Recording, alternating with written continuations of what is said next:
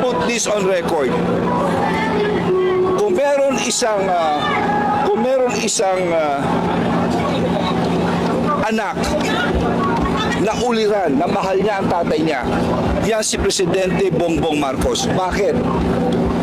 Alam ni Oka ito, 1980s, namamatay noon si Pangulong President Ferdinand Marcos Sr.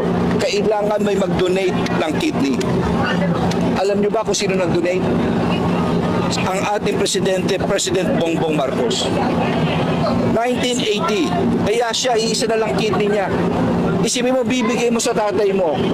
Hindi mo alam kung mamamatay ka rin. Hindi mo, at that time, this was close to 40 plus years ago. Hindi mo alam ano epekto sa iyo. He was in his 20s. Will he have the same quality of life? Gaganda ba ang kabuhayan ng ating Pangulo? Isipin mo. Ito may makaka-apekto sa kanya? Ito may magiging baldado siya?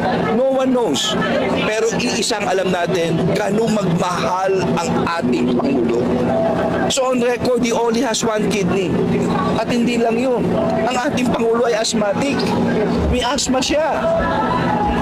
Tell me, kung iisa kidney mo, kung asthmatic ka pa, hindi nga bawal magsigarilyo. Sigarilyo lang bawal lang, magdadrive ka pa ba? Look at how he answers question. Look at his demeanor. Yan ba isang drug addict? I'm sorry, I beg to disagree. And ang sinasabi ko ay factual. He's living on one kidney. Ito'y simbolo na isang pagmamahal ng anak sa kanyang ama. Ganyan ang ugali ng ating Pangulo. Salamat.